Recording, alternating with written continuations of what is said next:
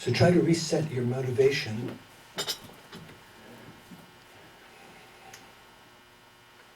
We have a perfect human rebirth where we have the opportunity of understanding emptiness, which is on the wisdom side of the two main ways to approach the path, what we call wisdom and method.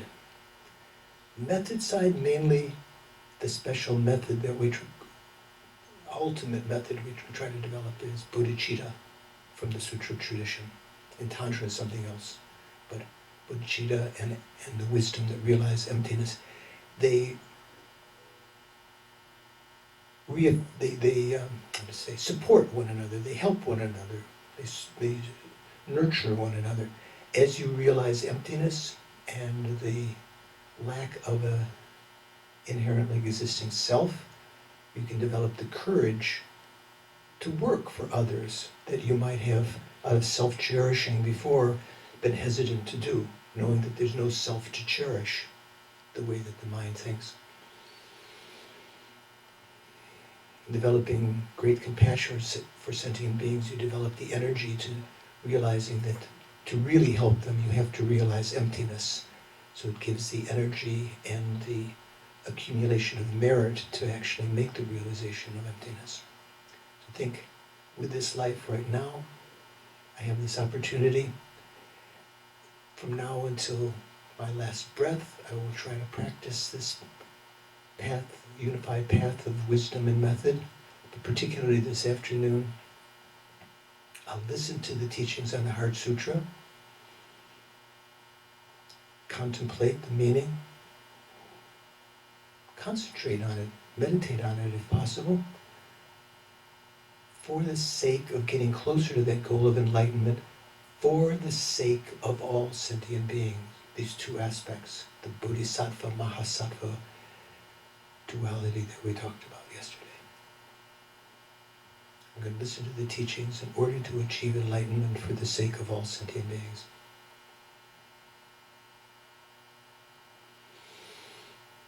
And just to expand on that for a second, I mentioned yesterday, some of you were not here, that when it's earlier here in the second paragraph, it says also at that time the Bodhisattva Mahasattva Arya Avalokiteshvara. And so sometimes people ask, what is a Mahasattva? I've heard Bodhisattva before. And one of the interpretations is that a Mahasattva is also a Bodhisattva. Bodhisattva is a Mahasattva, but they're synonyms that have slightly different implications. Just like being a product of causes and conditions and being impermanent are synonyms, but they conjure up to the mind different things by those words. So Bodhisattva means, when we talk about the definition of bodhicitta, I don't know if I've used that word before. Do you know the word bodhicitta? Do you know something? Who has not heard of bodhicitta before? What's the definition? Do you know, Felicity? Definition of bodhicitta? Or, short? The wish to benefit others. So it's like a great compassion to benefit others. Okay. Not exactly. It is good that you heard this now. Bodhicitta, the mind of enlightenment. So the main goal is bodhi, but not just like to be the first on your block. When I was a kid, the comic books we had, be the first on your block to get this new 3-wheel tractor or something. Not to be the first on your block to attain enlightenment out of ego, but motivated, the whole enterprise of working for enlightenment, motivated out of compassion for sentient beings. Compassion is different than bodhicitta. Compassion is a motivating factor that the bodhisattvas try to cultivate all through their bodhisattva career. That itself is not bodhicitta, even great compassion. When you have great compassion, spontaneous great compassion. In the same sense, we use the word spontaneous, like spontaneous bodhicitta or spontaneous renunciation. Not something that is generated through effort and you have to think about it, but when you have spontaneous great compassion, you said to, that individual is said to have awakened their Buddha lineage. Doesn't mean they're a bodhisattva. It means they're awakened you've entered, in a sense, awakened the Buddha lineage. When you develop bodhicitta, on the basis of that compassion and out of the incredible recognition that the only way that you can alleviate sentient beings suffering perfectly is to achieve enlightenment. It's like the commercial I told you about on TV for one of these online college degree programs yesterday. It shows this lady, cartoon kind of thing, she's working in the machine shop. Do you know the one I'm talking about? And she's being, slowly over time, she's being displaced by robots. And then her boss tells her she no longer has a job, so she sees a sign when she's taking her kids out. She's a single mom, apparently. And for Phoenix School or whatever it is, these online things. And there's the famous World War II thing, what was it? Rosie the Riveter. What's her name? Rosie the Riveter. Rosie the Riveter. And it says, you can do it. And so she wants to go into into information technology. But the reason she's doing it is to benefit her children. So I think that's similar. I mean, it's a ridiculous thing, and I don't really have that much estimation for these online college degrees. Maybe more of you have gotten them, but I'm sorry, don't be offended. But sort of just to use that as an example, the bodhicitta has two main aspects. Aiming for enlightenment, motivated by compassion for sentient beings. Unbearable compassion. So when you say a bodhisattva, it's emphasizing the goal, bodhi, aiming for enlightenment. This courageous to achieve enlightenment.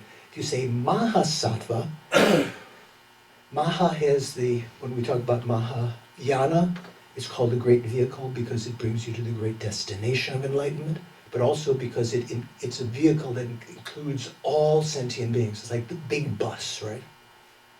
The symbol of the elephant is a symbol of the Mahayana. It's a nice, if you have any kind of love to have knickknacks in your house, get some elephants and remember that's a symbol of the Mahayana.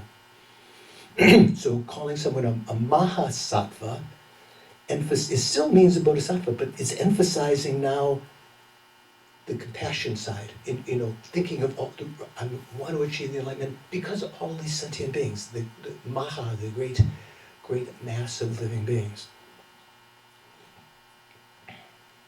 I've told this story so many times, some of you have heard. When the first time I went to Asheville, maybe 20 years ago, I was asked to give a weekend seminar. Long story, interesting story. But anyway, at one point, the lady who was driving me around during the course, she was a florist who had, as her florist truck, had bought a used hearse. You know what a hearse is? From the funeral parlor, the long Cadillac, that doors in the back where you can put the body and everything. She put the flowers in. So when I was getting into the car, she said, I call this the Mahayana, the great vehicle. It's like huge. So if you have a choice between a Fiat and a Cadillac, go for the great vehicle. No, I'm just joking. It may not be economically feasible, but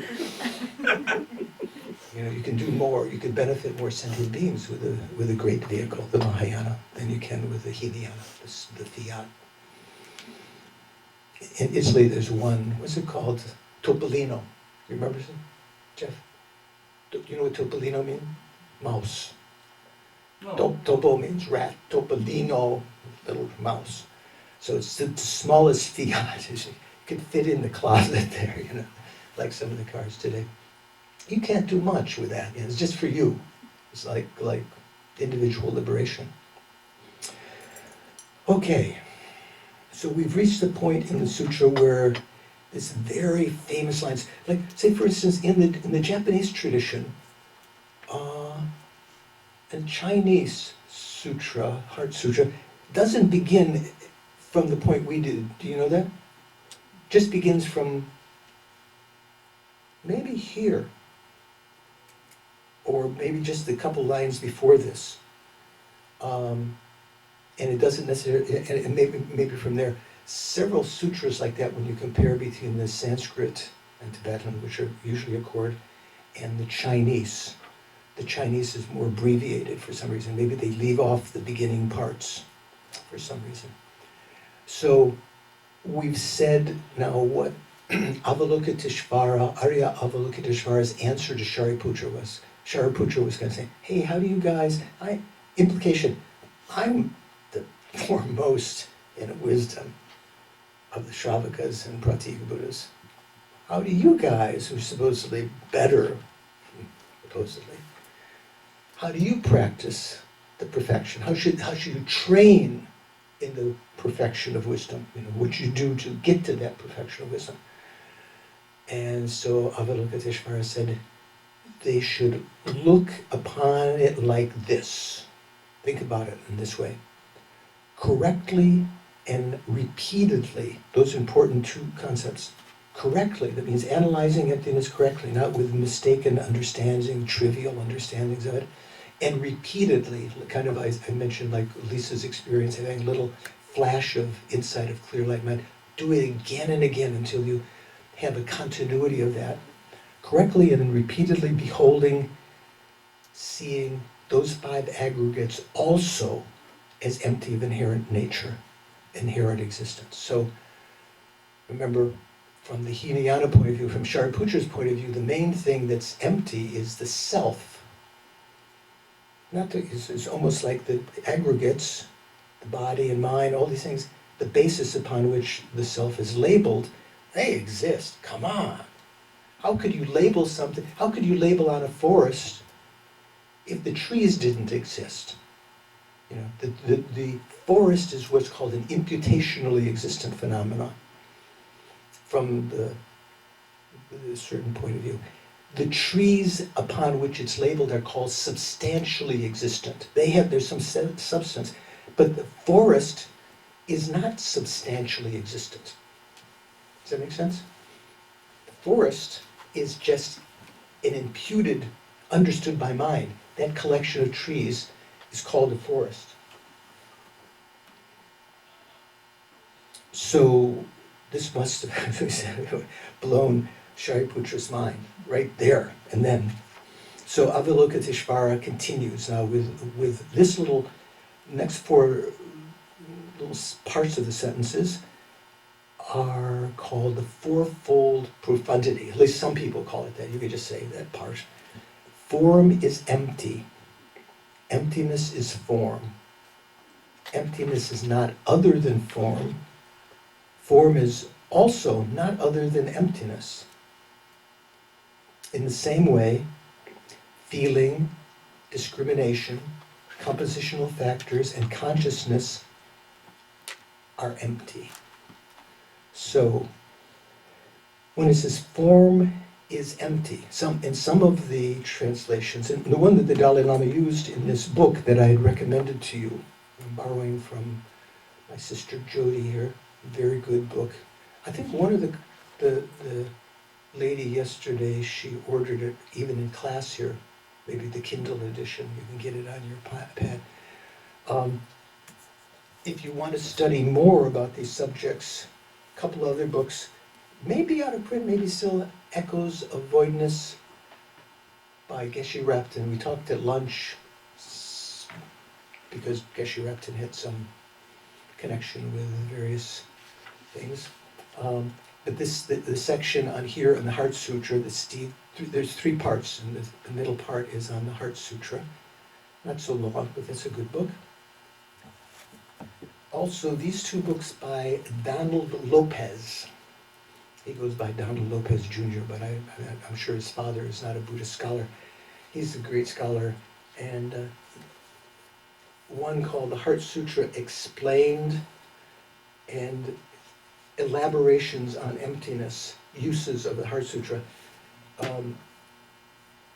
This deals with many, many commentaries, and he's trying to synthesize different Sanskrit and Tibetan commentaries to the Heart Sutra, where these expressions from the commentaries come up, the four profundities, or the fourfold profundity.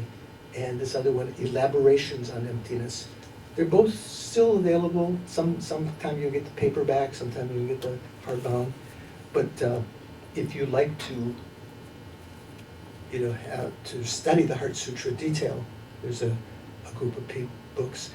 From the Tibetan point of view, probably some of the translations and commentaries, like in the Korean tradition or Vietnamese or Thich Nhat Hanh, or even great beings, may not actually,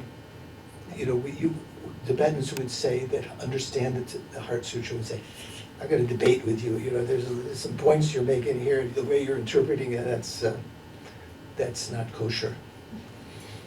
So at least from Tibetan tradition, especially the Gelugpa tradition, these are good sources. So what does this mean? Form is empty. Emptiness is form. Emptiness is not other than form. Form is not other than emptiness.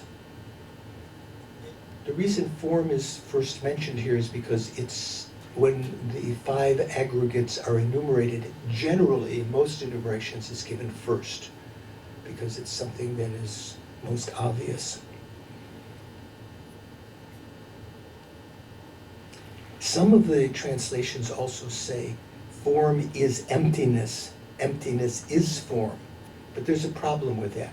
Okay, why is that? Between the two truths, remember what are the two truths, do you remember? Conventional and alternate. Truth for a jerk, conventional truth, and ultimate truth.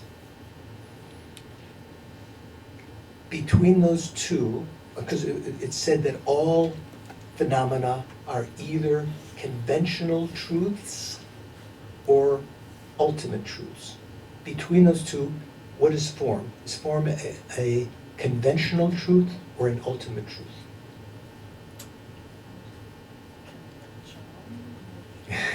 She says provisionally. Yeah, it's a conventional truth.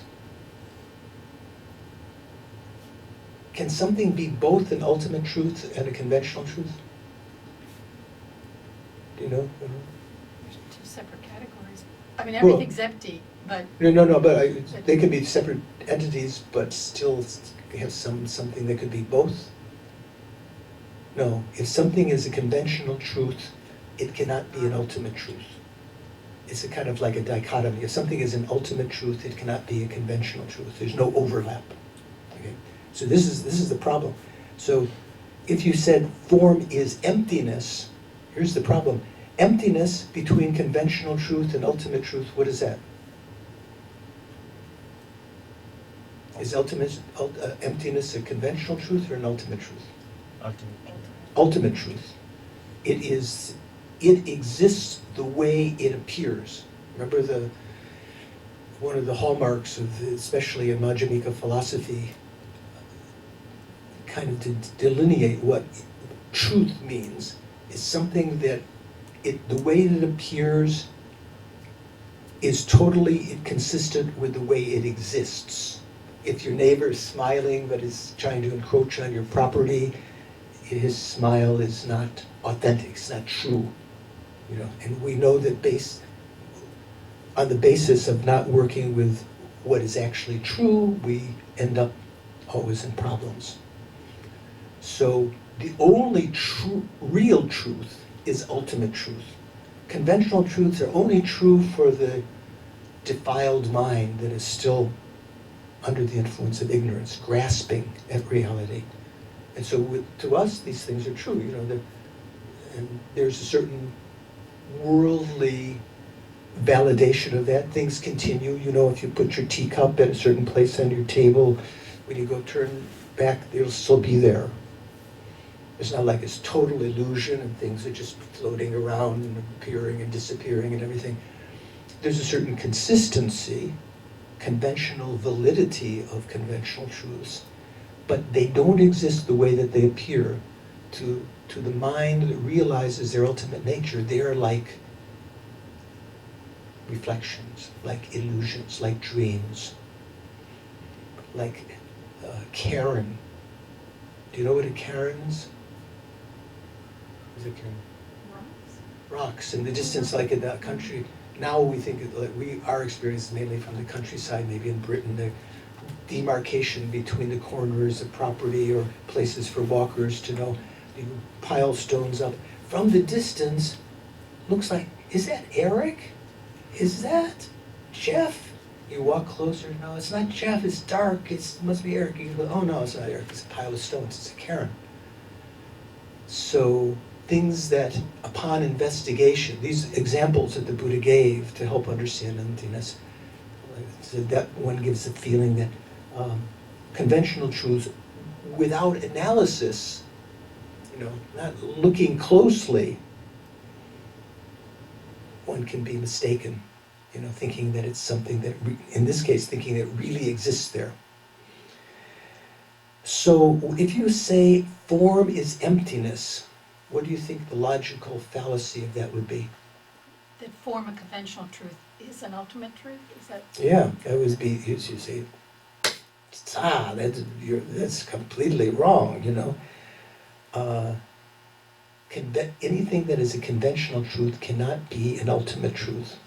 So that's why, although there's a way to interpret it, not meaning that identity, generally this translation is one of the ones that's preferred, especially by the Tibetan commentators. Form is empty, rather than saying form is emptiness. Now, to say form is empty, is that legitimate? What do you think, Venerable? Does that have the fallacy of equating conventional truth and ultimate truth? No, you're right. It's saying that the conventional truth, form, is empty of, when we say empty, it's not just empty of, like glass half full or something. It's empty of existing the way that it appears. The way that it appears is the subtlemost mode of appearing as being inherent existent. What's the hallmark of something? If something were inherently existent, and nothing is, inherent existence is just something the mind supposes, but doesn't really exist. But we have ideas of what that is. If something were inherently existent, it would exist from its own side without need of any relationship with anything else. This is kind of what you think. You think, yeah, that rock, that's a rock independent of anything, How can you say that's dependent? But it depends on many, many different things. In the most subtle sense, it depends upon the consciousness that perceives it. It conceives the basis of the imputation of rock, which means the particles, the gross particles. Basis of imputation, the mind imputing that rock, and the imputation rock is said to be a dependent arising. Have you heard that expression? Arising independence. Sometimes dependent arising just means arising independence on causes and conditions. Sometimes in a subtler way it means arising, coming into existence independence on parts, which also works for explaining emptiness. More subtle meaning of dependent arising is coming into existence only as a name, an imputation. Imputation is not a word we use every day. Do you know what the word imputation means? Labeling, designating, giving a name, a naming. So, although the basis, before giving the name, the basis you could say is here, and we have our own problems with that. You have to keep on going to each level, but just this concept of cup, closing your eyes, not seeing the basis, just you have a concept of cup. My mug, don't drop my mug. Did my mug get chipped? Did George drop it? You know, we have a concept of mug as though it really exists, independent of other things. So, form is empty is the first statement here of the fourfold profundity. Form is empty of inherent existence. Then it says emptiness is form, so that you might say that has the same fault as if you were to say form is emptiness. All of these have these four have many, many different interpretations, but let me synthesize for you the problem. So we have two things, form and emptiness. But not just emptiness in general. Emptiness does not exist as some truth out there independent of other things. Emptiness itself is a dependent arising. Emptiness itself is empty of inherent existence. But point here, emptiness only exists with regard to something, like form. You can't have something just called emptiness in general. Emptiness is, let's say, the emptiness of the car, the fence, the building, the mug, and so forth. The emptiness of form is its emptiness. Let me ask you, is emptiness between the pizza pie cutting permanent and impermanent phenomena? Which is emptiness? Is emptiness permanent or impermanent? You know Jeff, right? Lisa? Linda? So what I hear, at least from teachings here, that emptiness is due to causes and conditions. So that means it would be impermanent. Is that, no, well, that's not what I've heard, or maybe something else was taught, but what I heard was that emptiness is the same as causes and conditions. It is dependent on, I don't believe that because I'm actually. Okay, there's some way of phrasing those words together that's correct, but that's not it. So isn't it due to dependent Dependent origination and emptiness are not exactly the same thing, but they have the same meaning.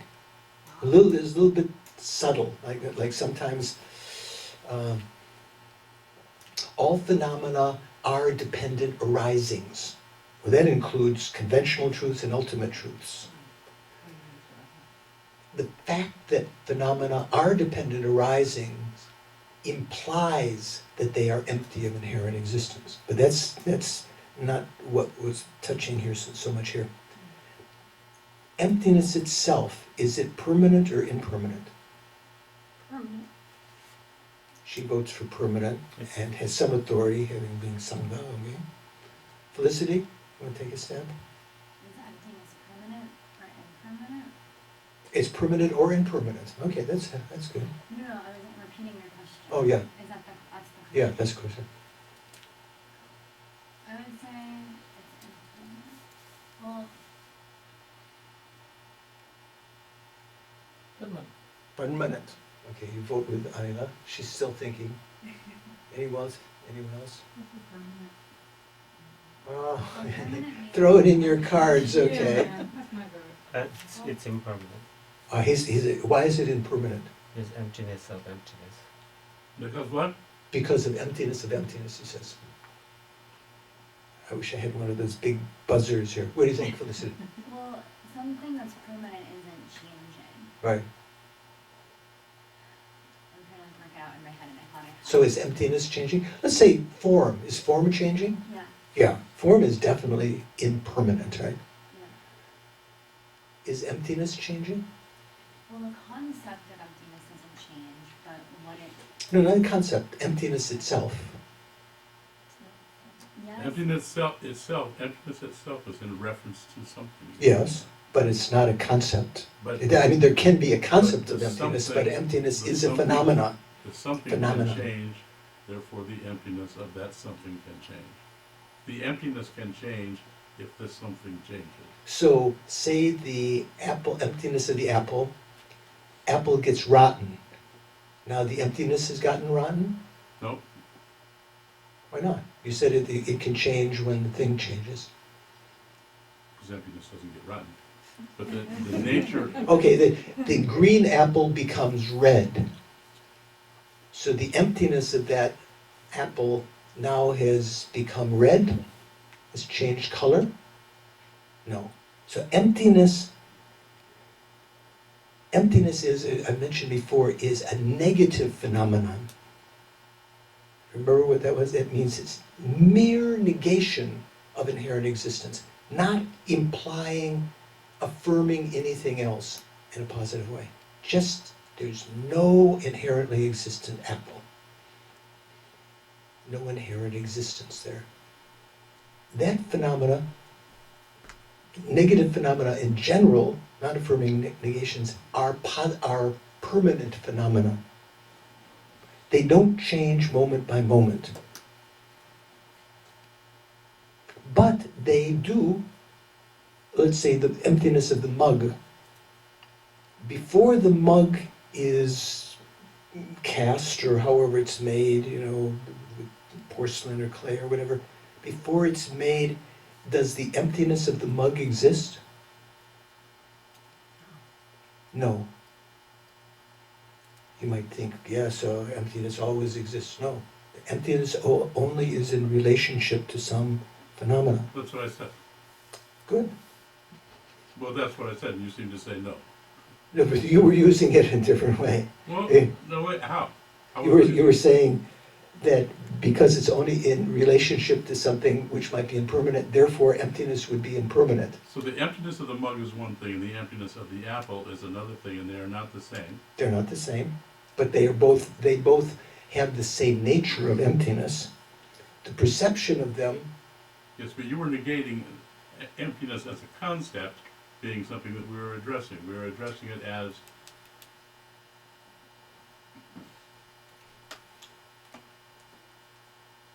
my interpretation of what you were saying was that the emptiness your did, interpretation of what I was saying. so Yeah. that the emptiness did relate to the particular object for which Right, emptiness there was is an characteristic. emptiness that is related with this cup. It is not related with the apple. Therefore, the emptiness of the cup is permanent or impermanent. Just turn this around. It is permanent. Can you refute that? No, The emptiness of the cup is permanent, even though the cup is impermanent. that's okay. I'm okay with that. Okay, so that's But what I was saying for the. emptiness is impermanent. No, emptiness is permanent. No, emptiness in regard to the cup is permanent. Yeah, Emptiness in regard to the cup versus emptiness in regard to the apple is impermanent. Because the emptiness is changing because of, no, emptiness is not changing. So let me go a little bit further, and then you can refine your question. Before the cup was made, the emptiness of the cup is not existent. As soon as the cup is able to, at the stage of you can say, oh, that's a cup or a mug, the emptiness of the cup or mug comes into existence at that moment. It's not like it's an impermanent phenomenon that is generated. From the very moment of its inception, it is permanent. It doesn't change moment by moment. Every moment that cup is empty of inherent existence. It's not like a little bit inherent, totally not inherent, little slipping in, yet changing, becoming something. Always just negation of inherent existence. When the cup disintegrates and is no longer called a cup, it says, oh, the parts of the cup, it's no longer called cup or whatever, the emptiness of the cup also no longer exists. So it's sometimes called, it's sometimes called a temporary permanent phenomenon. That doesn't mean that it's impermanent, that it's changing, but it has a certain period of time that it can exist. Exactly what I'm describing. There you go, okay. So, I, as the cup is deteriorating, is the emptiness not changing? no, the emptiness is not changing, it's still, whatever, it's still as you call it cup, whatever is a little bit chipped or it's getting, you know, the molecules are ready to fall apart, but as soon as, as long as it's recognized as cup, it's inherent, it's empty of inherent existence. And that emptiness has not changed? It's not changed, it's always, emptiness means the lack of inherent existence. Has it ever varied from that? From being empty of inherent existence? No, it's always empty of inherent existence while it exists. That's why in time, Yeah, this Sorry. is like, yeah. So I hope this weekend that, well, to paraphrase, form is empty, emptiness is form, emptiness is not other than form. So if emptiness is the ultimate truth and form is conventional truth, you're saying that the ultimate truth is conventional truth. no. That's why I said there's many ways of explaining these four to eliminate other misconceptions, but I'm trying to synthesize the main point that they make, and it's this: the relationship between emptiness of form and form. Let's say form and emptiness. So conventional truths cannot be ultimate truths. Ultimate truths cannot be conventional truths. So we're left in a dilemma because the emptiness of the mug, let's say, or the apple, seems to be somehow related with the apple or mug, but it's not the same. They don't share the same qualities. Ultimate truths never vary. They're permanent. Conventional truths, there are some conventional truths which are permanent also. What's a conventional truth which is permanent? You know? Gravity? Pardon? Gravity? Or not be considered? Gravity. No, I think gravity is probably impermanent. Space. Depends on which space you mean. Like sometimes when people say space, or look at space, or sky. If you think of it as sky, it's not. There's in Sanskrit, maybe in Nepali also, akasha. Yep. Means space, but the actual akasha, when we talk about Buddhism, actual space is the absence of obstructing contact. We mentioned it a little bit in our meditation this morning. We talked about the nature of the mind. And mere negation. But that mere negation is not ultimate truth. It's a conventional truth. So some conventional truths, like the absence of an elephant in this room, that's a negation, and that is a permanent phenomenon also, but it's a conventional phenomenon.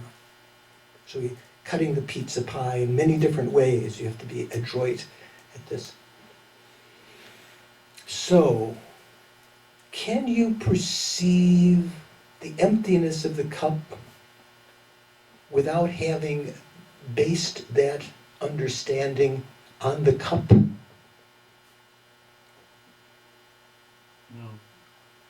You need to have some relationship, some perception of the cup first, and understanding that it is empty. Simply by having an experience of emptiness, is that completely devoid of relationship with a particular object? No, it is always in relationship to some particular object. So this particular philosophical dilemma is something that so many different explanations to get around it, but the great Tibetans, especially Lama Tsongkhapa, delineated this quite well in a concept that,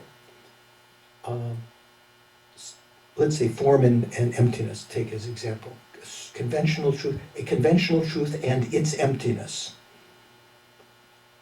are not identical, they're not different. Not completely different. They are what they are called in Tibetan say tokpa tate, it means different conceptual constructs, but ngo chik, one entity. They are one entity. An example like Jody and her husband got me a coffee called Madiglio d'Oro. Hmm. You know the Italian, you remember from Italy? Sure.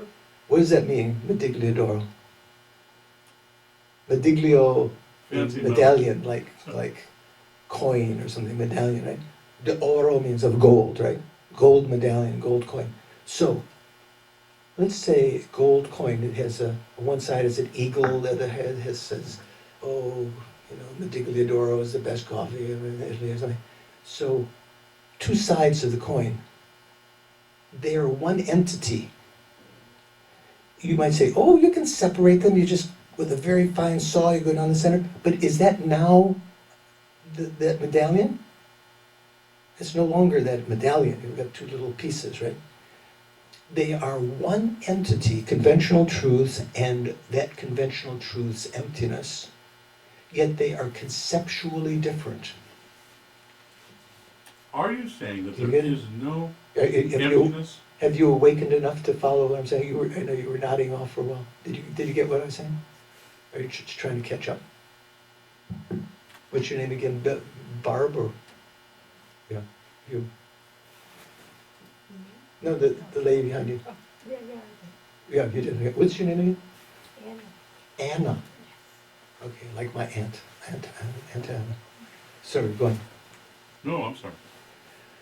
So, conventional and ultimate truths are one nature, one entity, but different conceptual, but realized differently conceptually with the conceptual mind. And that basically, otherwise we could spend a whole week talking about these four lines and different ways of interpreting it, but basically that's what this is saying, that you can't, that emptiness does not exist in and of itself separate from form. It's let's say, if the emptiness of a form, let's say, or use the word conventional truth. The emptiness of a conventional truth does not exist separate from that, such that you could realize emptiness without any connection to this, like cutting the medallion, golden medallion down the middle. You know, thinking, oh, I've got the heads, but the tails is over here.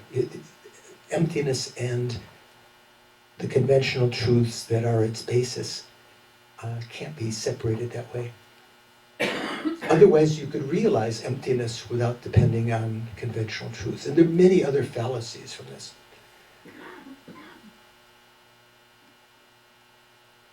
So let me just leave it, I'll go a little bit deeper as we go along, but let's leave it there just as a seed in your mind. Have you heard that expression before?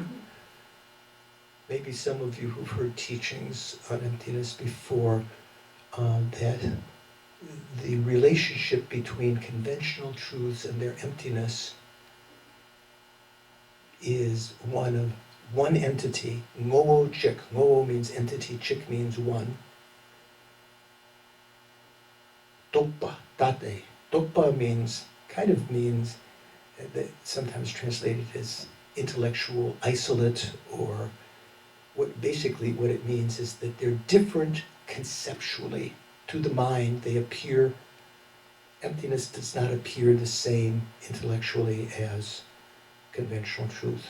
But they're not totally different. They're one entity. So that's this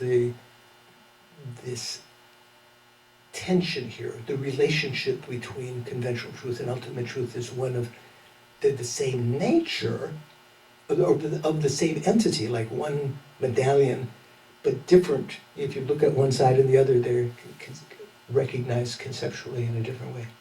Felicity.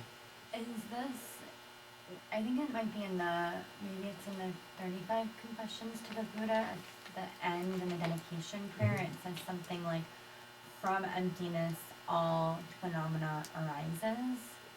Is that is that another way of like explaining what you're saying right now? Is this like in relationship of like, without,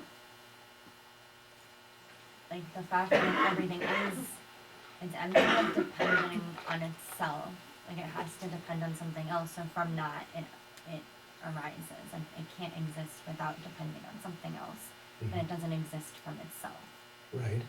Am I grasping what you're saying about the two sides of the coin? A little bit different, Okay. but say for instance, the Buddha, who realizes all things as empty of inherent existence, who's constantly in meditative equipoise on emptiness.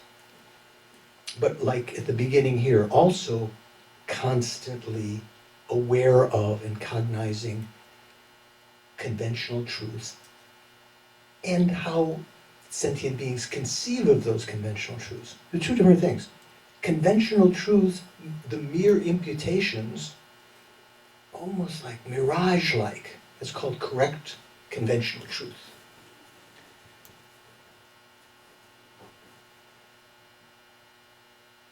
The way that we sentient beings, though, as soon as we perceive them, immediately upon perceiving them, conventional truths, rainbow-like, let's say, just the name felicity, our mind immediately superimposes upon it a sense of inherently findable felicity. Not just satisfied with the name, where's felicity? Oh, that's felicity. Immediately, like there's something in there that's felicity, existing, that could be found and existing from its own side. So from a Buddha's enlightened activity to benefit sentient beings, if the Buddha wants to emanate the emanation body, the Nirmanakaya or Sambhogakaya, the enjoyment body, that was not there a moment ago, out of that understanding of emptiness, the mind can appear, a correct conventional truth can appear, that the Buddha understands will be perceived by sentient beings as a dog or as a teacher or a wall that prevents the dam from flooding the valley and so forth. Or sometimes emanations of Buddha do miraculous things like that. It might appear as a boat when you're drowning that you grab onto, or an island or something. So that's another, when we do tantric sadhana, we say, Tongpan nidugi, where everything becomes emptiness. Tongpen nangle, from the state of emptiness, I arrive, lotus, the moon, Tara, or whatever. So that is kind of emulating the process of enlightened birth. It's not as though that they are coming from the realization of emptiness, so that just through that volition and prayer to arise in a certain way, that appearance comes, but still with a constant apprehension that it's empty of inherent existence. It's not as though like real solid Tara statue is, that you become Tara statue or something like that. Mm-hmm. Okay? So in the same way, the rest of the aggregates are also empty. They are one entity with their emptiness, but different conceptual constructs. Okay? Form is empty, emptiness is form. Emptiness is not other than form. You kind of see, if you understand this about form and its emptiness being one entity but different conceptual constructs. Emptiness is not other than form. Form is not other than emptiness. You can't have a form which is not empty. Right? In the same way, feeling, discrimination, compositional factors, and consciousness are all empty. Shariputra, this Avalokiteshvara, is still talking to the foremost in wisdom, Shariputra. Likewise, all phenomena are emptiness. Oh, now we get, again, this seems like equality between the two. His Holiness, in giving commentary, said, at this point, almost seems like a little bit tantric flavor, like talking about from the state of emptiness. All phenomena, maybe we could say all phenomena are empty of inherent existence. All phenomena, this is sort of like a condensation of that whole statement before. If you understand that conventional truths and their emptinesses are one entity, but different, conceived of differently, different conceptual constructs. You could say then, just using the word emptiness to refer to that, that unity, yet diversity of understanding of, conceptually. Shariputra, all phenomena are emptiness. That is to say, they are without characteristic, unproduced, unceased, stainless, not without stain, not deficient, not fulfilled, and not full. That little statement, Shariputra, all phenomena are emptiness without characteristic, unproduced, unceased, stainless, not without stain, not deficient, not fulfilled. It's called the eightfold profundity. This is another kind of enigmatic statement. So I'll leave some of these things for you for your future research, because those two stanzas, talking about the fourfold profundity that everyone has heard, form, you hear even in TV shows, form is empty, emptiness is form, is like some incantation or something like that. And this one, where it says again to Shariputra, likewise, all phenomena are emptiness, without characteristic. What does that mean? There are two kinds of characteristics of phenomena. We call general characteristics and specific characteristics. Have you heard that before? What's a general characteristic of phenomena? Just as, that it's like cup, it's just cup, the general entity of it? No. General characteristic of a cup might be its impermanence, its color, things that might be shared with other things, okay? That it's a product of causes and conditions and so forth. Specific characteristics are its characteristics of having a particular shape to hold liquid. Like there's the specific characteristic of a vase. Do you know from the teachings in Dura, what's the definition or characteristic of a vase? Oh, empty, well, What is it? Something like the way that they say it is round belly,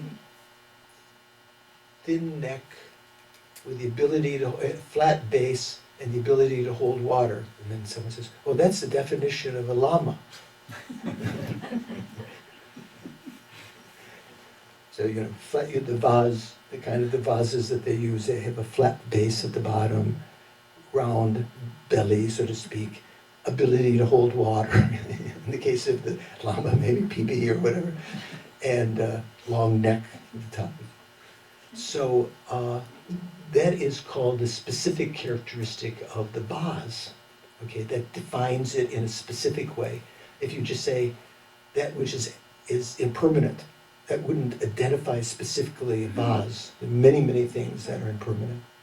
Even to say white, that which is white or golden color or something, that wouldn't specifically, but giving the specific characteristics, kind of like the definition of something, delineates it. So when it says without characteristics, it includes both general and specific. That means there's no inherently existent characteristic. Even the characteristics of phenomena don't exist findably, endurably, existing from their own side. Unproduced and unceased. These are words you hear very often.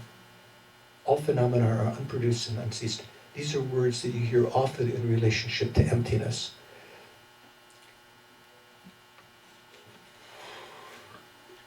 What did you have for lunch today? I keep on forgetting your name. Oh, I had some fruit. Fruit? Yeah, one Fruit or food? fruit. Fruit. Yeah. Fruit. I had Fruit or fruit? I had one plum, one tomato. Oh, okay, so, yeah, One mango. okay. So was the plum When we read it, say the phenomena are unproduced. Isn't it? The plum was unproduced. You could imagine that it came from a tree, plucked from a bush or tree. Well, I'm not sure what it's called. Probably was it plum tree? Plum tree, I think. And earlier it was smaller, smaller, smaller. Before that there was a flower that had some essence in it that became the fruit. Before that it was just a seed. So it was produced, right? But here it says all phenomena are unproduced. What does that mean? It means, and this is one of the investigations of emptiness that Nagarjuna pursued in explaining emptiness in his famous treatises. Jeff, if you turned off because you weren't satisfied with the explanation or you're just closing your eyes? Oh, Oh, you're talking to me. but I'm okay. Okay. So what does it mean to be unproduced? It means the production, when you talk about production, like walking is a process, right? Is walking inherently existent, coming and going? Even that doesn't inherently exist. So Nagarjuna analyzed production, walking, and all of these different things. You can't find anything which can be said to be an inherently existent production. If it was inherently produced, it would have already been existent beforehand, never changing. Something that's inherently existent, if it were to exist. If something were to be inherently existent, it doesn't depend on anything else, on causes and conditions, so it could never change. So phenomena are unproduced inherently. That is, their production is something that's called the dependent arising. The changes from one moment of another, from one moment to the next, of a seed slowly changing into a sprout, changing into what's the next step after a sprout? Seedling, and into a bush or tree or something, into all of the other things. All of those things, all are imputedly existent, and which allows them to exist. They're just appearances to the mind that are dependent arising. So they arise one moment to the next, these appearances. And the fact that they are empty of inherent existence is what allows them to exist. If they were inherently existent, if they were not empty of inherent existence, if they were inherently existent, they wouldn't be able to change. So contemplating that sometime, you can get incredible courage. You know, any particular state that you might find yourself in is a dependent arising. It's arisen from causes and conditions, among other things. And the fact that it is empty of inherent existence means that there's nothing there, even at that particular moment, that can be said to be existing from its own side. It's merely labeled as a seed, as a sprout, as a seedling, as a bush or whatever, as a plant, as a plum tree.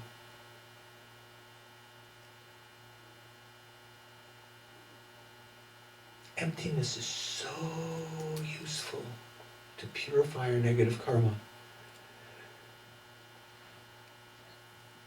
Even just in relationship to that, in terms of purifying negative karma, things that we've done in the past, things that have been problematic for us, things that we still hold in our mind as, oh, that was a terrible situation. With the right thinking, that can actually be used as sustenance for our spiritual development. When I was at Sera Monastery, before I taught Lama Osel, I was there at other times, and one friend in New York was a yoga teacher,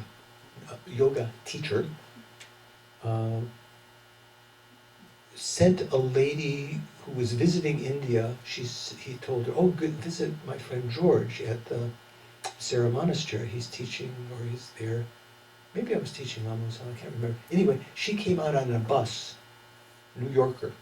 She got to Mysore. She went on a bus to Sarah, and the bus driver had been drinking and had had like 2 18-hour shifts or something like that, fell asleep at the wheel going, 60 miles, 70 miles an hour, was decapitated. Many of the people on the bus died. She hit her face on the next seat has a metal rod off it, and bashed her face. Somehow, when local people came to see what had happened, they were able to put some people in the back of their trailers and their tractor beds or their ox cart. They brought her to the hospital. She was one that lived. And they did some kind of, try to put the bones together and did some facial surgery. And I went to see her in the hospital a couple of days later, having heard about this. And she was awake by this time. She'd already been visited by another monk from Sarah, who was part of the medical committee, and he'd gone out there. He was a very good monk at the time. The more naughty since then. And he told her, this is fantastic. This is great. You've purified so much negative karma. You should be so happy. And she told me this. She said, "This monk I was so angry. I'm still so angry. Why could he say this? My face." So many months later, sometime not too much later, she went to New York. They had to re-break all the bones because they weren't set right. Reset them. She had plastic surgery, and it was maybe 6 years later I saw her when the Dalai Lama was teaching in New York City. She'd obviously forgotten about our previous conversations, and I mentioned, "How are you doing? Remember the accident?" And she said, "George, that was the best thing that ever happened to me."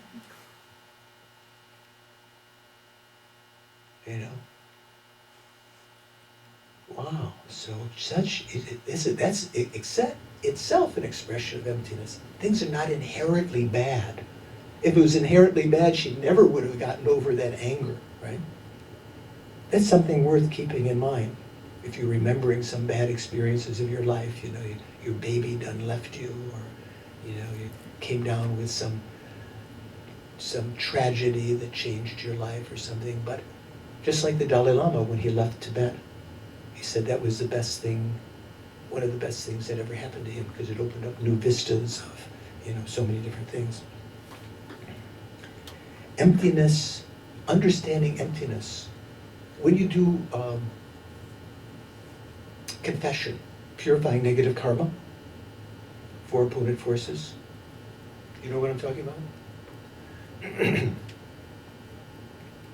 If you can meditate on, say a particular action, if you can remember something you did, or even something you didn't do that you remember doing, but conceivably did, there is let's say the actor, yourself, the person who did the karma, the action, and the recipient of the action. Because we hold all of those to be inherently existing, the negative karma that we create is very powerful and very difficult to purify. If you meditate on the emptiness of these three, in this case, the three spheres, there's no I. At that time, the I that I thought that was beating the dog or, saying those harsh words that I now regret, or, stealing the money or cheating or whatever, there was never an I. It was only an appearance to my mind that I was grasping to. Never existed at all. The action that I thought was so real and inherently existent, beating, saying harsh words, whatever, killing, putting poison out, and, what other kind of harsh things, that action is just an imputation, a name that could be conventionally attributed to those sequence of events, but doesn't inherently exist, did not inherently exist at that time, never inherently existed. The sense of solidity of that action, just like disappearing into emptiness. And the recipient of that birth, the other person who experienced my wrath or my harsh words or beating or whatever, or doesn't have to be a person, you can apply it to any situation, any negative action that you've done. That never, at that moment, although I felt there was a real person there that I was angry with, or that I was so attached to when I was acting out of such passion, that never existed at that time. Although to my mind it was appearing as the conventional person was appearing, but my mind immediately grasped it to be inherently really there. It was all an illusion, like a dream. Meditating in that way when you do confession can purify even more strongly the negative karma when you apply the four opponent forces. In one of the books of Jeffrey Hopkins, when he had some teachings that he received from Kensur Legden, I think that book, I think it's called Compassion in Tibetan Buddhism. One part is the first 5 chapters of Lama Tsongkhapa's commentary to Chandrakirti's Middle Way. Anyway, it doesn't matter. And the first part is just some general teachings by Kensur Rinpoche. Kensur Rinpoche said that when you do what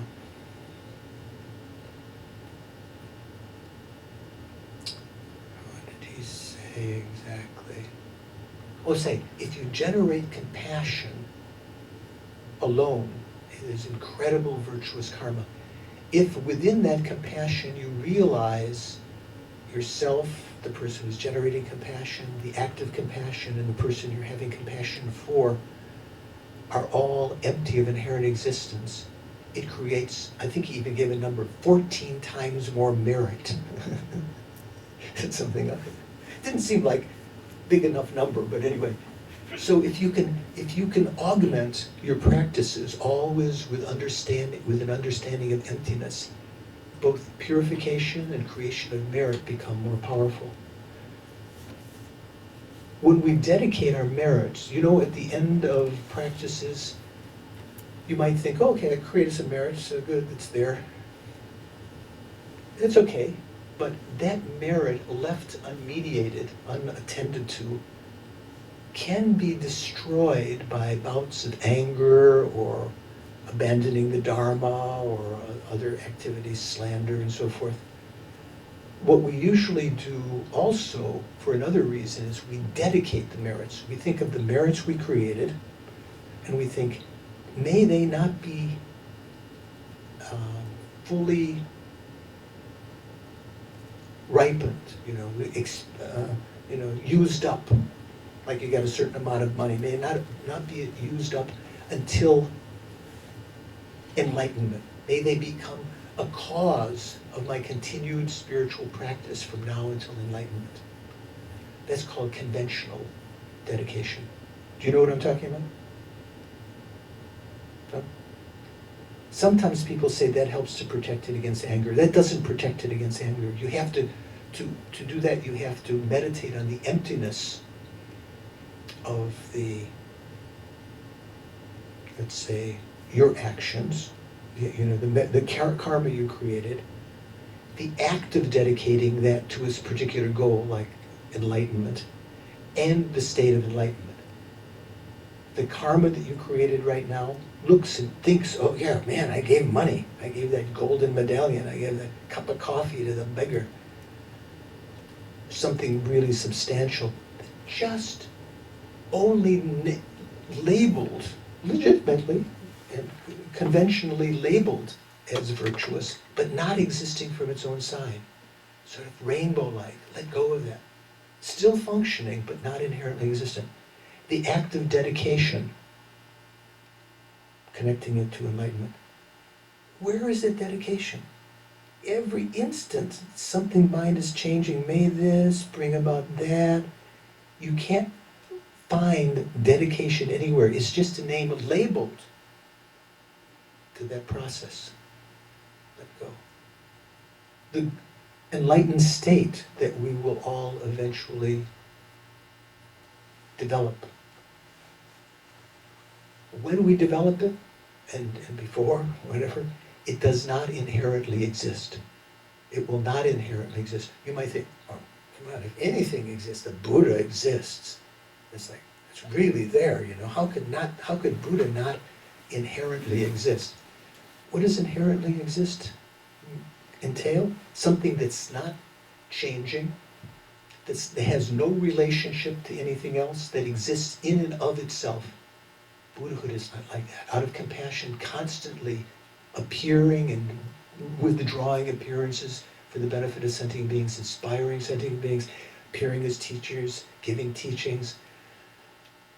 So even the Buddha is not inherently existent. It's just those appearances motivated by his previous prayers, just appearing, sentient beings apprehending them, and to the sentient beings immediately encrusted with a sense of their inherent existence, thinking, yeah, Buddha's really there. He bleeds. He has to go to the toilet too. You know, like this. What is that thing with the Pope or something? Follow what I'm saying? So emptiness is, the understanding of emptiness can give you incredible courage to practice, incredible freedom from fear, and ways to utilize the garbage of what we think of as the inherently existent garbage of our life, all these experiences that we regret and feel so bad about.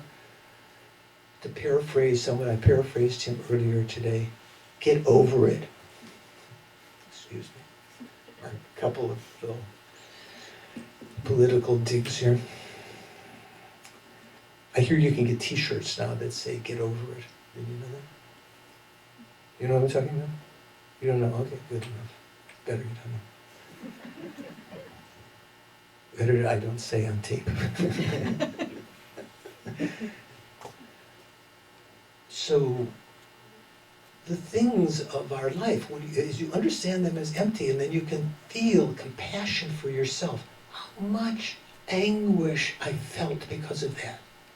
How much anguish others feel from these non-inherently existent, empty experiences that can enhance your compassion and to help you to purify the negative actions that you created, maybe in anger because you got fired, or you got humiliated, or you had pain or sickness for a long period of time, changed your life. All of that never existed the way that you thought. The person that you thought at the time was imperiled by that never existed. It's like waking up from a dream and just being bummed out for weeks about your dream character that got fired, you know? You know what I'm saying? It never existed. It was just a dream. It did appear, dreams do appear, they do function, but they don't function the way that conventional reality functions, with some kind of continuity, sense of continuity over time. Okay. Let me go a little bit further. How are we doing? Do we need should we take a little break? Okay. 7.5 minutes? 10 minutes? What will you go? How many? 7.5 minutes, okay. Okay, yeah, till 3:32. How are we doing? Yeah, let me leave a little time for question, yeah. It's your question. Yeah. So you mentioned that we can meditate on emptiness to get rid of bad karma. So in any ways we can do the same meditation on emptiness to generate good karma.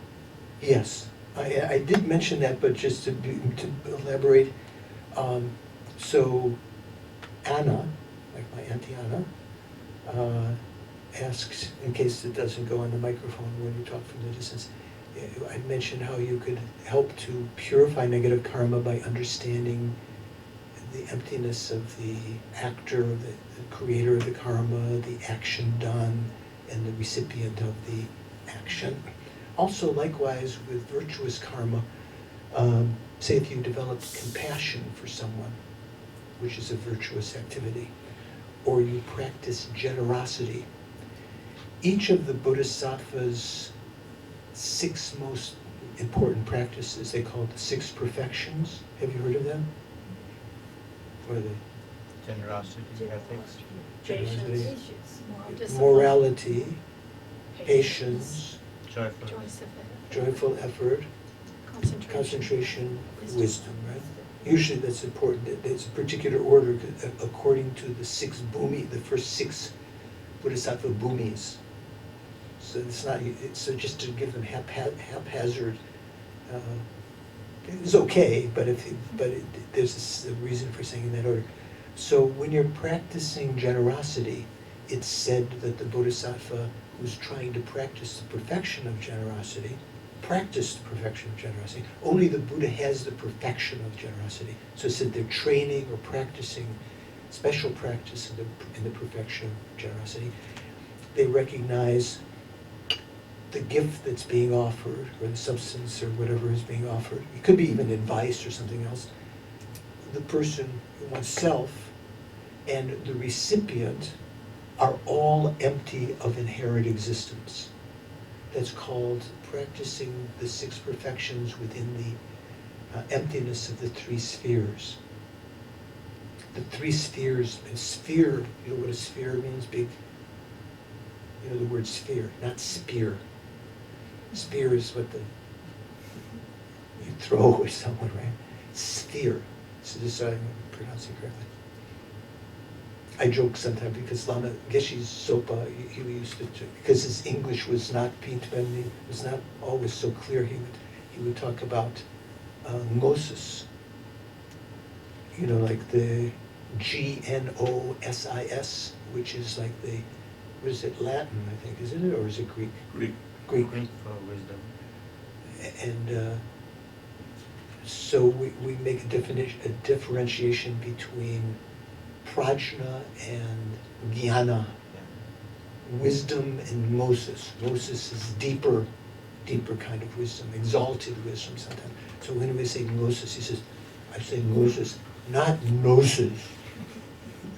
Gnosis. We talk about noodle, what was it? I can't remember, there was something he said, not Chinese noodle. I can't remember what he was mispronouncing, maybe you'll know. So, all of the 6 perfections, well, there's another way of practicing the 6 perfections first. They said each of the 6 perfections should be practiced with each of the other perfections. So when you're making generosity, there is first the generosity of generosity. So reminding people within your act of generosity themselves to practice generosity. That's called the generosity of generosity. Or a way of practicing generosity of generosity is to, you encounter a beggar on the street and the person next to you who is not so prone to giving generosity, you say, I've got to do something, I've got to put money in the parking meter, can you give that beggar this $1? And even though they were, you're giving them, you're being generous to give them the opportunity to create generosity. Do you follow what I'm saying? Yeah. There's the morality or ethics of generosity, doing so without any ulterior motives. The patience of generosity. Having the patience even though the person is maybe repellent to you or they're going away. You have to really work to give that. You don't give up. Enthusiastic perseverance of generosity. The concentration of generosity. Keeping in mind these 3 spheres as you do it without being distracted. Wisdom of generosity. That's important. So in the wisdom of generosity, to be aware of the emptiness of the actor, yourself, let's say, the substance or whatever is being given, may not be a substance, may be advice or something else, and the recipient that appear to us as inherently existent, but actually within the sphere of emptiness, they're just appearances that we have encrusted, so to speak, superimposed upon them, not consciously, just because of our beginningless karma, a sense of inherent existence. They are actually empty of that. There was never a real existent beggar, never a real existent cup of the rest of your Starbucks coffee. You're giving the dregs of your coffee. There was never the person that you thought, with some pride was giving. You say conventionally there was, but that conventional ana is much different. The validly conventional ana, which is just labeled onto your body mind, much different than what you think of as yourself as ana. So the one that you think of yourself as ana that's inherently existent, that never existed. When you can get a little glimpse of that, then you can appreciate conventionally existent ana almost like a rainbow, so subtle, just being satisfied with that name. So, meditating on emptiness with all of the 6 perfections, and even with other actions such as the 7 limbs, when make 7-limb puja or 7-limb offering. Do you know the word puja? Mm-hmm. What does puja mean? Worshipping. Worshipping. What does puja mean? It's a Tibetan word, chopa. Usually people think chopa means offering. Like you say, lama chopa, the offering to the spiritual master. Or guru puja, right? Puja actually means, in Sanskrit, actually means to please. So generally people think the way that you please someone is making homage, worship. So it could be these 7 limbs. But what really pleases the enlightened mind is, the enlightened mind is not deficient of Starbucks coffee or chocolate or pizza or anything. The omniscient mind experiences bliss with everything continually, one taste, right? So how do you please the Buddha? Even if you, with heartfelt devotion, even you offered a plate of inferior, Lamayeshi used to show dry chapatis, as opposed to a nice, oily, bread or something, or even excrement you offer. Buddha's mind experience it in great bliss, but there's still some karmic consequence. Still be different. When King Ashoka, have you heard of King Ashoka?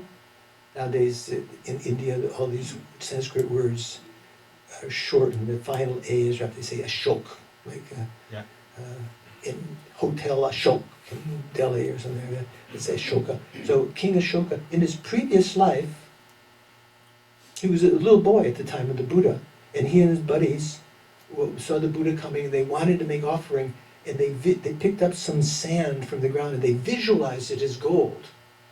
One got on the shoulders, the other, and then on the shoulder, and then the shoulder got on the top, and when the Buddha came by, they dropped this in the Buddha's begging bowl, thinking of this. And the Buddha prophesied that he would become a great king who would be able to make in one day, I think he said 100,000 stupas in one day. So by edict, when he became king in his next life, which was couple hundred years after the Buddha, he was able to build all of these stupas by edict, gave the command. But interesting, they weren't all golden stupas, they were clay stupas, so that even though he had this incredible karmic result, if he had actually offered gold, he may have been able to offer golden stupas. So when you do make, whatever you offer, you can always think there will be some great benefit, even if it's inferior substance. But if you can afford the better substance, there will be greater consequences as a result of that. Okay? You satisfied? Okay. So we talked about, we touched upon the fourfold profundity. Form is empty, emptiness is form, and so forth. And the eightfold profundity. There's much more to say about those, and tomorrow, if depending on how far we go, I can go back and cover it from another aspect, so in detail rather than the synthesis I gave you right now about the fourfold profundity. But let's go on. Shariputra, so again, this is Avalokiteshvara saying, Shariputra, it's telling how the bodhisattvas train in the perfection of wisdom. Therefore, in emptiness, there is no form, no feeling, no discrimination, no compositional factors, no consciousness. Colon, I put here, because these are broken up. You might think it's just a whole, like the Buddha's just talking about anything. There's no dog, there's no cat, there's no, car, and it's just throwing things out. But there is within all of the Prajnaparamita Sutras, all of the discourses on the perfection of wisdom, the main subject matter that's being explicitly talked about is emptiness. The implicit explanation is one of the progression of skillful means in the Bodhisattva path, the method side, wisdom and method. Have you heard that duality before, that pair? So wisdom, the main wisdom is the wisdom of emptiness. Many kinds of method, skillful means. It can be in just observing karma, keeping morality, having loving kindness, compassion, creating merit. Those are all skillful means, or learning the ways to lead disciples. But the ultimate kind of skillful means in the Sutra tradition is bodhicitta. That's the way that you deal with the conventional reality. The most skillful way to deal with conventional reality. How you deal with conventional reality in the ultimate level is to meditate on emptiness. None of this is happening. Don't worry. It's all like a dream. And then when you wake, you still see those appearances, still the mind is grasping a little. You deal with the conventional reality with bodhicitta. So here, these first 5 things are the 5 aggregates. In emptiness, that means when a bodhisattva, or even a hearer or solitary realizer, is in a meditative equipoise on emptiness, so absorbed that the senses are not perceiving anything, there's no memory of what you're meditating on, the emptiness of. There's just the mere vacuity, the lack of inherent existence. In that emptiness, there are no forms. No forms appear. No feelings are noticed. Feeling means what? Like, do you have feelings for me? Is that kind of feeling? Pleasant. No, that means kind of emotion, right? Feelings are of 3 types. What are they? Pleasant, unpleasant, neutral. Pleasant, unpleasant, neutral, right? So there are no feelings. You don't recognize, categorize feelings within that state. There are no discriminations. There are no compositional factors. There's no consciousness. That doesn't mean that consciousness doesn't exist. It means there's no recognition of consciousness. Just mere vacuity, nothing else. Then goes on. There is no eye, no ear, no nose, no tongue, no body, no mind. This time 6 things. What are those called? Do you know? Senses. Yeah, the 6 faculties. You could call them senses. In Sanskrit they call indriya. In Tibetan we say wangbo. They are, in answer to Varahi's question, they are actually, from the sutra point of view, I would say below the Prasangika Majjhimika philosophical philosophical view, they're called, the six senses are not, it's not the eyeball that's the faculty of eye consciousness. Did you know this, Felicity? It's not the eyeball. It's a subtle substance in the back of the eye where the image is focused, not identical with the cones, rods and cones, but even more subtle matter than that. A subtle matter that acts as the interface between visual consciousness and the objects of visual consciousness. Have you heard this before? You have. Yeah. So there are three things for a consciousness to arise. There's an object of that consciousness, such as a chair or person that you're looking at, you think you're going to perceive. There is a visual consciousness that arises in that image where you can say, I've realized that. It's not as though the consciousness goes out and touches the object, as in some of the lower tenets. We know, according to Western science also, Buddhism has the understanding that a replica of the object, an aspect of the object, appears in the back of the eye, and there is a subtle matter there, very subtle, that can't be even perceived with a microscope, that acts as the interface between the visual consciousness and the aspect of the object. That's where they meet. When those three conditions are present, the object condition, the empowering condition, which is the faculty, which is that subtle matter, and the what's it called? Simultaneously acting condition. I can't remember exactly what it's called. The continuity of visual consciousness. If there was no visual consciousness up there, just ready to be activated, you wouldn't. It's like being asleep. The eye consciousness absorbs back to the heart chakra, and even you open the person's eye and you wave your hand, they don't perceive anything, right? Have you tried that? I'm sure you did it with your brother or sister.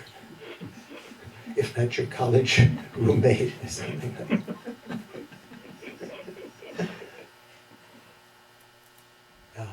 Anyway, I can remember doing it in college. So these are five. So when we say ear, it doesn't mean this piece of flesh. It means within the ear there is, was it anvil and hammer, and within the anvil I think there's some little philia, little things that can sense the pressure change. They are not the subtle matter. It's even more subtle than that, but within those philia, that's the ear faculty, according to less than Prasangika. Same thing with the tongue. There are certain receptors on the tongue. Within those receptors that we recognize, that's where the taste is actually experienced. Within that, that's where a subtle kind of matter that acts as the interface between tongue consciousness and taste resides. What's next? Body. The body faculty pervades the whole body other than certain places. Apparently it doesn't in the brain. You can actually do operations in the brain and the person doesn't feel a thing other than, you may change their memories and or lose their memories or whatever, but they don't feel any pain. Although Tibetan Buddhism doesn't mention that so much. Usually they say the only place there's not the body faculty is at the hairs of your body. And something else? Oh, the nails of your body. So when someone attains the rainbow body, have you ever heard of that expression? Yeah. High meditators who have meditated in a certain way to understand their body as insubstantial and create incredible karma. When their body becomes like a rainbow and then dissipates, all that's left is the hair, so it falls onto the cushion and their fingernails, their toenails are there, which were not pervaded by consciousness. So somehow they had the ability to transform everything into consciousness. And then what is the mind faculty?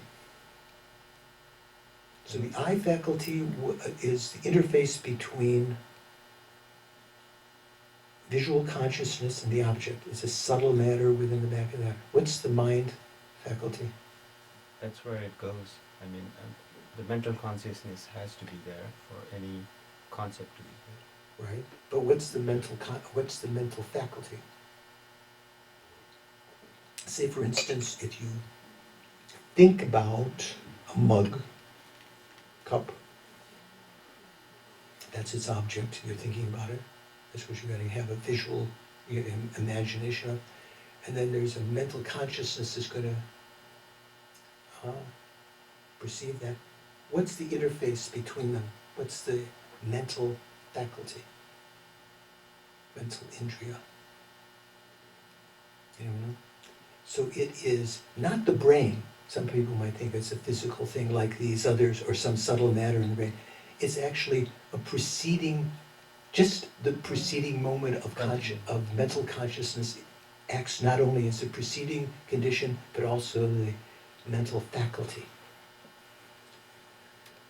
So in the Prasangika point of view, Venerable, they say even that subtle matter is not the actual faculty, is not the actual, let's say, eye faculty.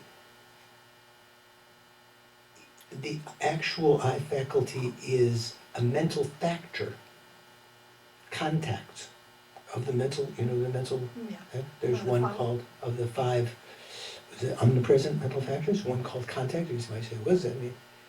Sometimes it's contact between the consciousness and the object. So it's the mental factor contact that actualizes that subtle matter to act as the interface. That's said to be the faculty. Okay. Same thing with the ears, the contact. So that was one of your questions, right? So it's the contact that you're saying is From the Prasangika point of view, it's still related with that most subtle matter that the others call the faculty. Not the retina, not the rods and cones in the retina, but some subtle matter within them. That's still accepted by Prasangika, but they say that's not the actual, what's meant by the eye faculty. The eye faculty is the mental factor contact, which acts to empower that ability of that interface to act as a conduit for the connection between the visual object and the visual consciousness. and it's mental. Well, here it's not mental. It's part of the eye consciousness, which is not mental consciousness.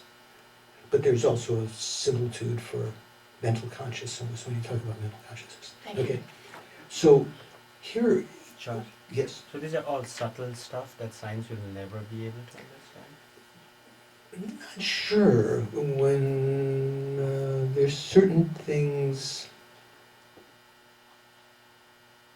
The mind itself is formless. Consciousness is formless. Did you know that? That I'm convinced about, like science will never be able to find that. Felicity is trying to ascertain that, she said. There's some form here. What does that mean? Well, from the tantric point of view, consciousness is like a rider of a horse. The wind, or prana, the Tibetan would say lung. Every consciousness has a mobility factor that it is inseparable from. It's like a rider who has been super glued to his horse, or the bull in the these cowboys, they ride the bull and everything, super glued on. They never separated the wind, which acts as the vehicle of the consciousness. So this is another situation where you could say, is the mind, the mind is formless. The wind, is that formless? No. No, it's actually subtle material, maybe on the same level as subtlety as the subtle organ, maybe even more subtle faculties, maybe even more subtle. So you have here a combination, a one entity of two different things which are not completely different, but are not the same. What does that remind you of? I mean, we're just talking emptiness and conventional truth. So there are many examples like this that once you understand that, overcome that difficulty with emptiness, or even understand this first, other things become more clear. Possibilities arise. That things can be of one entity, like a consciousness and its mobility, the wind that acts as its, how the consciousness can move. Kind of like the story of the dumb giant who carries on his shoulder the brilliant blind kid. And so the giant can see and walk around and do things. That's like the wind, and the blind kid knows things. I'm not sure if he's blind on top. I can't remember. Something like that. So they're connected. They help one another. So they are one entity, but different conceptual. They can be understood as different conceptually, but they still form one unit. They're not completely different. They're not the same, not identical. Yet they function that way. So here, first we talked about the 5 aggregates in this paragraph. Shariputra, therefore in emptiness there's no form, feeling, discrimination, compositional factors, no consciousness. Bum. Then colon. No eye, no ear, no nose, no tongue, no body, no mind, no vision. Okay, no mind. Colon. Bum. Those are what? The 6 faculties. I remember there's a movie some years ago that was so popular, won some awards, with The Sixth Sense, with Bruce Willis and this cute little boy, and it turned out, anyway, and so people think like we just have 5 senses, but it's so, if you think about it, even in popular culture, it should be obvious we have a 6th sense. The mental consciousness is a faculty through which we understand things. Even when our eyes are closed, we've got earplugs in your isolation tanks, you've been floating, 0 gravity, still your mind, even without any output, your mental consciousness can be acting. So those were the 6 faculties. Then, no visual form. I added the word visual because even in the sutra it just says rupa, which can mean just form in general. All things that are not consciousness are called rupa. Even statues are called rupa. They say, oh, someone brings you a statue, oh, that's an excellent rupa. It's kind of physical representation of the Buddha. But rupa also means visual, particular in certain circumstances, it means visual form. What are the objects of sight? Can you taste through your eye consciousness? No. Omniscient mind can, but we can't. Can you hear through your eye consciousness? No. You smell, taste, no. Can you touch through your visual consciousness? No. You might say if your finger sticks in your eye, don't you feel that? Well, that's the sense consciousness. That's the tactile consciousness that pervades the whole body. That's not your visual consciousness. Your visual consciousness is not experiencing that touch. So, where's that? No visual form, no sound, no odor, no taste, no object of touch, and no phenomenon, or no phenomena. 6 things again. What are these? What are these called? We had the 6 faculties before. Objects of The objects of those faculties, and they in the same order. Eye has visual form, ear has as its object sound, nose has as its object odor, or you say aroma if you want to make it out of everything, but not everything. I don't know. I wouldn't call the smell of my garbage can at home aroma. I'd call it odor. But odor works for both. No tongue, it corresponds to taste. No body, no object of touch, tactile object. What are tactile objects? What are the objects that you experience with your sense of touch? all other senses. What objects do you experience? Do you experience taste, smells? like softness, Oh. roughness. It can experience softness and roughness. What else? Shit. Hot and cold. Actually, hot and cold. So when you feel hot and cold, you're experiencing that through your tactile consciousness. Some other weird things also. And then it says, no phenomena, that corresponds to mind. What are the objects of mental consciousness, the mental faculty? They're called phenomena. But when you talk about the objects of mental consciousness, you're excluding the other objects that mind can know through experiencing it. So, say, the mental consciousness, when I see something, the mental consciousness can know that visual form, shape and color, right? So you could say it's an object of mental consciousness. But here, when we talk about phenomena in this case as exclusive objects of mental consciousness, only things that are not experienced by any of the other six senses. Are there any things that are not experienced by any of the other six senses? Yeah, you don't experience impermanence with your eye or your nose, taste, tongue. You don't experience emptiness with those. You don't have compassion in any of those senses. You don't have attachment in those senses. You have it in your mental consciousness. You might say, oh, man, the classic example of some college kids say, whoa, did you see that beautiful girl walk down the street? It's almost as though the eye was the eye had the attachment. Yeah. But the attachment is not in your eye consciousness. Attachment is exclusive to the mental consciousness. So there's a whole spectrum of things that are called phenomena here that are the explicit objects of mental consciousness, not experienced by anything else. Okay? So now we've gotten two things. We've got two sets of six. We've got the faculties and their objects. And then we say there is no mind, no I element, and so on, up to and including no mind element or no mental consciousness element. What does that mean?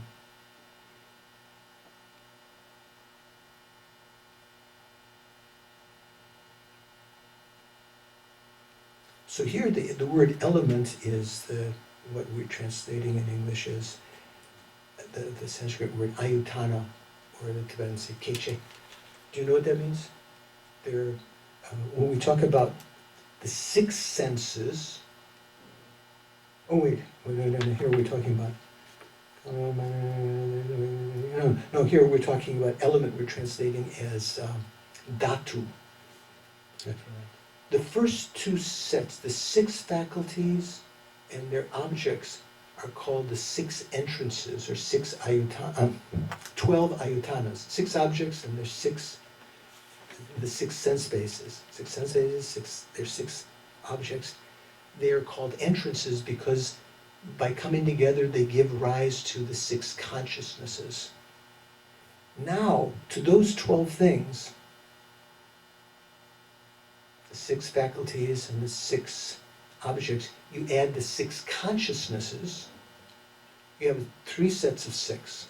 How's your math? How many is that? 3 sets of 6. 3 times 6 is what? 18. 18, there you go. The 18, I was just teasing. You're probably much better at math than I am. The 18 dhatu, or the 18 elements. You heard the word dhatu before? Like there's some Dharma center, Dharma dhatu, maybe in tradition use right across.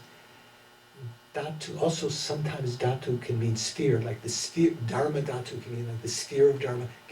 Actually, Dharma dhatu sometimes it means emptiness, is a synonym of emptiness. So when we say there's no I element and so on, up to and including no mind element, that means no I. When you categorize this 3 sets of 6, now the 6 are called into 18. The first 6 are called dhatus. There's no I dhatu, no I element, and so on, up to and including no mind element. So that's going through all of them, not explicitly calling each of the 18, just giving the first and the last. There is no ignorance. There is no extinction of ignorance. And so on, up to and including no aging with or without death, and no extinction of aging with or without death. Here it says aging and death. What is that talking about? 12 points of tendon origination or Madonna's. Madonna, the singer? No, Madonna. Right? What is it? Ignorance, I forget. Right. Form, What do they call it? The 12 links, right? Of dependent origination, one way of calling it. But here it says double. It says there is no ignorance, which is the first link. There is no extinction of ignorance. And so on and, up through, so the second one would be what? Karmic formation, consciousness, so forth and so on through the 12 links. This is a point where some people get bored. I can see Jeff is falling asleep. Felicity's combing her hair. Don't worry, George. Okay, no, I'm not worried. It's just interesting observation. I know when the Dalai Lama, in the Dalai Lama's, there's one section here, it goes through the 37 facets of enlightenment. And I can just imagine if I were to go through that with you, that I was watching my even Jody would be falling asleep. But I'll just finish this because it's part of the sutra. It's what the Buddha said at the time. So when we talk about the 12 links, there are 4 ways of thinking of the 12 links. Here it's explicitly only mentioning 2. So there's the forward order of the 12 links. As a result of ignorance, karmic formations arise. As a result of karmic formations, imprints are left on the consciousness, or say consciousness arises. That means a consciousness which has been imbued with a karmic imprint. As a result of karmic consciousness, there is name and form, which is like taking the first step from the bardo to, fertilized egg and so forth. Like this, these are 12 links up until the last link. Literally, the last link looks like usually it's called aging and death. Actually, if you look at the Sanskrit and Tibetan, it's aging with or without death. That means as soon as the person has been conceived, as soon as the consciousness has entered into a fertilized egg, that very first instant, one is beginning to age. You might think age is only like when you get to, you might say that, what's your name again?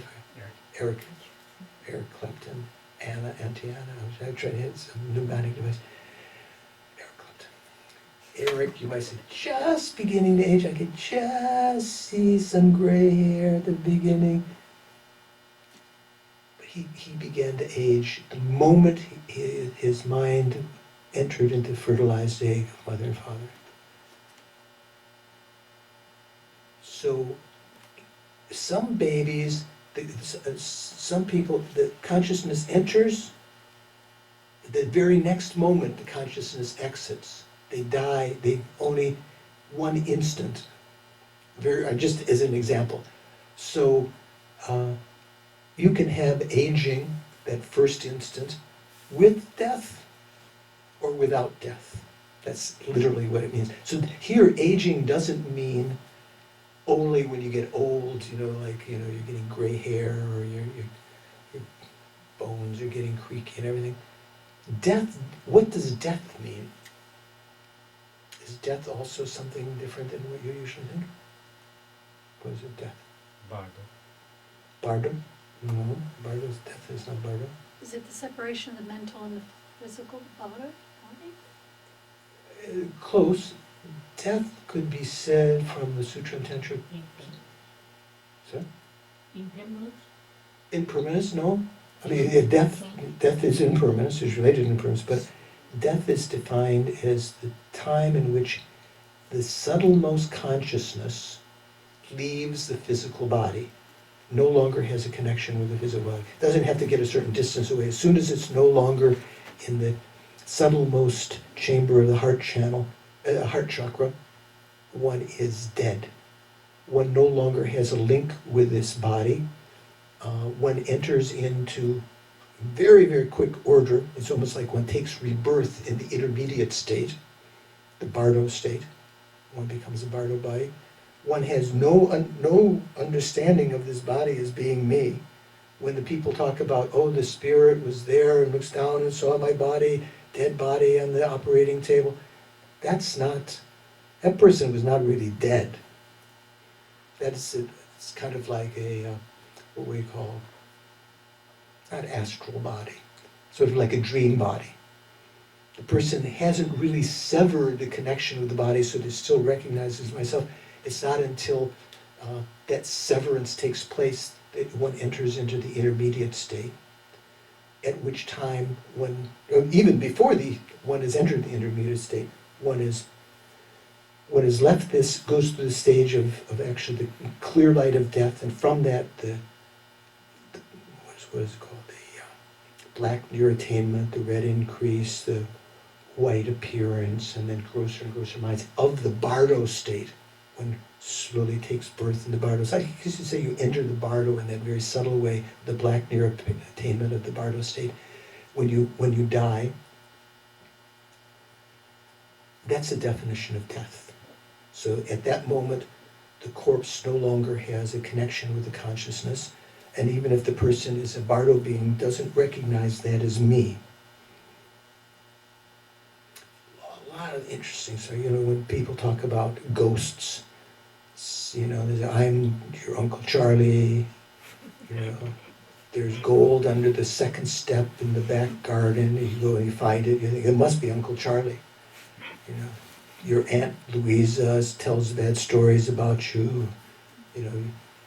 What's happening there? It's said that during our lives, we have certain spirits who accompany us. Always. They know everything. All your dirty secrets, all your good things. And when we die, when you actually die, so there's no connection with the mind stream, you're off somewhere else, you no longer recognize yourself, they can, because of that knowledge, and depends on what kind of spirits they are. We have some spirits that may be beneficial, like was it a story of people talk about white angel, or my guardian angel, or something like that. There might be some spirits that are on the white side, that means that appreciate virtue and that help and so forth. Compassionate, you might say. There might be some spirits that have connection with us because we've harmed them in the past, and they've harmed us during our lifetime. They act as various hindrances to us. Those are the ones that probably show up.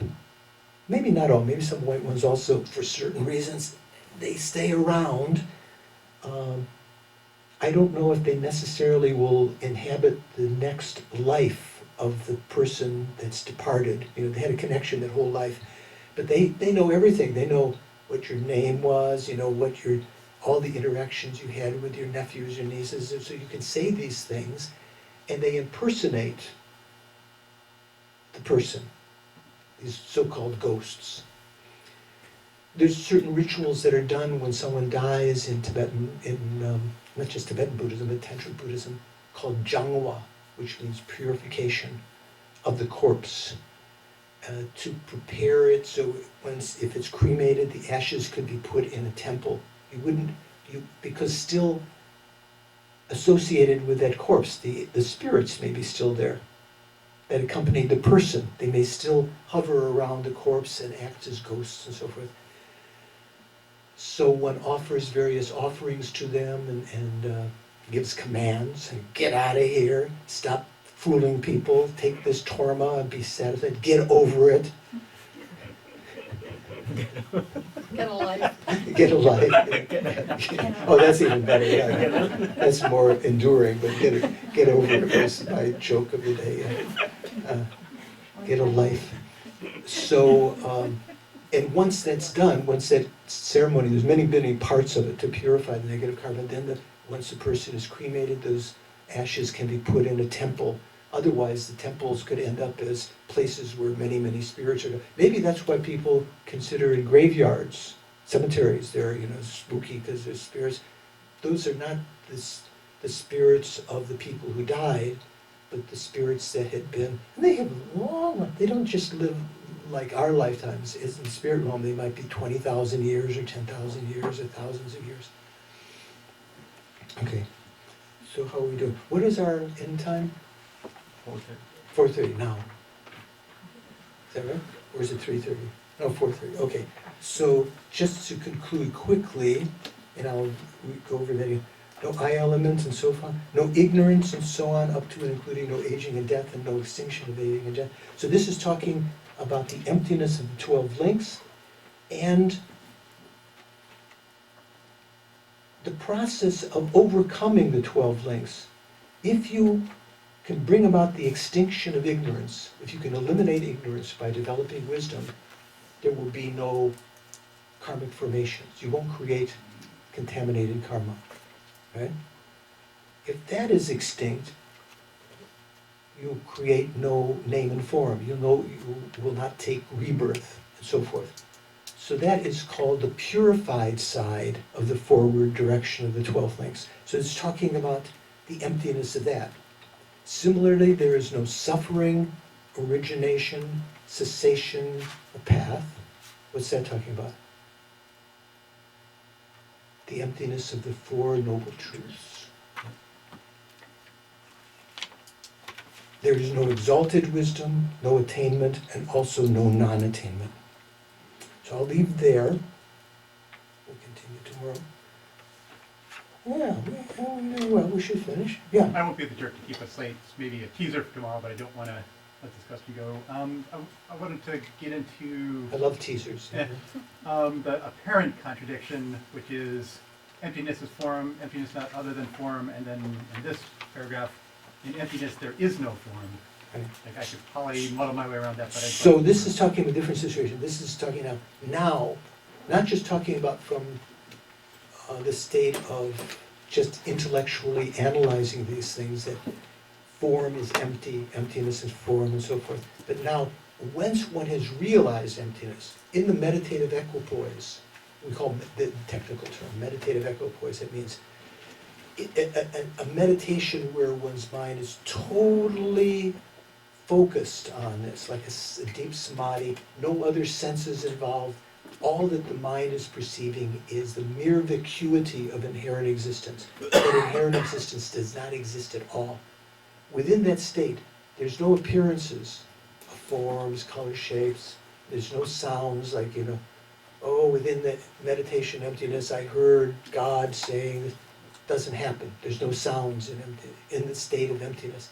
In emptiness, so it's talking about in that meditative equipoise, and sounds and smells, I smell a fragrant, or like what we were saying, blue lights. If you were meditating on emptiness, there would be no blue lights. There's no suffering. There's no, all of these different things are not perceived. They do not appear. They're not cognized. Okay? Make sense? Okay, so let's try this dedication briefly because we've got other things to do. Calm your mind for a second, relax your body. Sit comfortably. Relax your mind, which is much more difficult. It means, in this sense, relax your mind means let go of all the thoughts, plans, what you're going to have to do in the next 20 minutes, or you have to call so-and-so. Just let go of that for a second. And recall that during this day, morning and afternoon, we've been listening to the discourse on Dharma that the Buddha taught, talking about it, thinking about it, generating virtuous thoughts. Definitely, even hearing the Dharma has created virtuous karma, but with the motivation that we were doing that listening as an aid, as a method to achieve enlightenment for the sake of sentient beings, we've accumulated immense collection of virtuous karma, of merit. Think that this will definitely ripen upon me within cyclic existence, maybe as wealth in the future, as beautiful appearance, or high stature, or, high caste, all of these various things that might be experienced in one life that would give rise to delusions.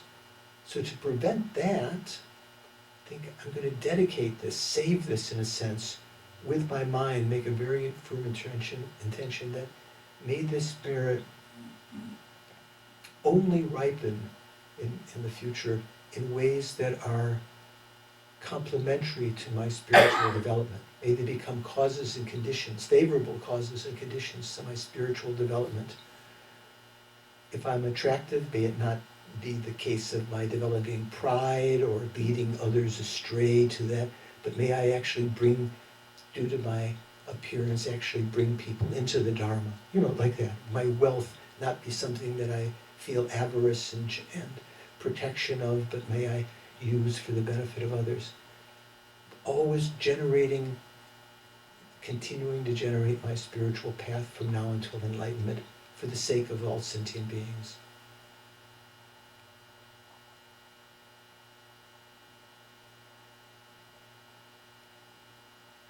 Conventional dedication. And then recognizing the emptiness of the three spheres. The karma, the act of dedicating that karma to a particular goal, and the goal dedicated to. All of them are empty of inherent existence. Nothing exists inherently. The karma, although it appears, can be recognized, and functions, it doesn't exist the way that it appears to our mind as findable. It's like a rainbow. The act of dedication can't be found anywhere in the various moments of our aspiration that this karma ripen in that way. It's just a name given to that sequence of events. And the goal of my continued spiritual development for the sake of others, by developing good heart, patience, generosity, up to including the state of Buddhahood. All of those exist conventionally, merely labeled, but have no inherent existence whatsoever, even the state of enlightenment, but still functions. This is called dedicating the merit within the emptiness of the three spheres. This protects, it's just sort of like de-solidifying our sense of this dedication, so that even if we get angry in the future, create causes that might generally degenerate our virtuous karma, these are almost seals, like they're protected in that sphere of emptiness.